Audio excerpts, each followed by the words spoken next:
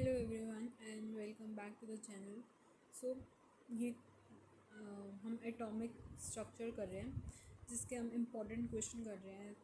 ये last question है means according to the topic, और ये जो क्वेश्चन है वो थोड़ा सा इम्पॉर्टेंट भी है और इसके साथ हम एक सेल्फ टू डू क्वेश्चन भी देंगे। ठीक है, सो क्वेश्चन देखो। If the ratio of the time period of two different electron in case of hydrogen is 27:1 या 27:1। सो आपको क्या निकालना है, रेडियस निकालना है, वेलोसिटी निकालना है और एरिया निकालना है। अब हमें गिवन है टाइम पीरियड जो है वो 27:1 है। टाइम पीरियड का जो फॉर्मूला होता है means time period is directly proportional to n³/z²। So T1/T2 is equals to n1³ ठीक है। फिर जब आप क्यूब करोगे, फिर जब उसे खोलोगे, फिर उसका जब क्यूब रूट निकालोगे तो आपके पास क्या आंसर आएगा 3, यानी n1/n2 का जो क्या रेशियो आएगा 3। अब उसके बाद जो रेडियस होएगा, रेडियस क्या आएगा r1/r2 is equals to n1/n2 का होल स्क्वायर।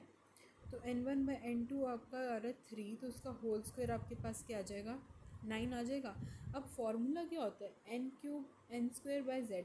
अब n1/z हाइड्रोजन की बात करें तो हाइड्रोजन में आप z तो 1 ही लेते हो, ऐसे ही यहाँ पे क्या आ जाएगा n2²z।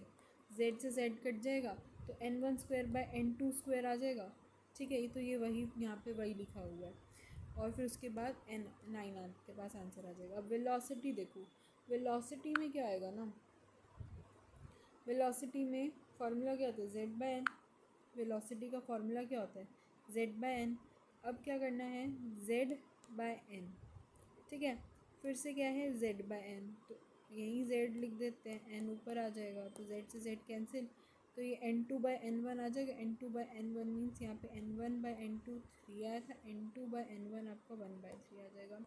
एरिया निकालने का जो फॉर्मूला होता है वो होता है πr1²/πr2²। तो r1 तो ये क्या आ जाएगा r1/r2 का होल स्क्वायर। r1/r2 का क्या हमें दे रखा है 9, तो 9 का स्क्वायर क्या हो जाएगा तो 81। तो ये आपके पास आंसर आ गया। ठीक है, so this was your question. अब सेल्फ टू डू क्वेश्चन देखते हैं। सेल्फ टू डू क्वेश्चन में है if the ratio of number of revolution by two different electron in case of helium 2 positive is 8:1, then calculate radius of the orbit. वो आपको यहाँ पे क्या निकालना है, रेडियस ऑफ द ऑर्बिट निकालना है जब आपको क्या गिवन हो नंबर ऑफ रेवोल्यूशन पर सेकेंड।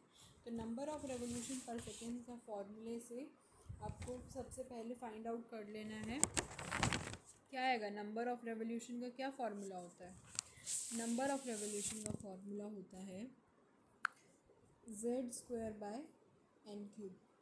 ठीक है, तो z²/n³ होता है एंड आपको वहाँ से वैल्यू निकालनी n की।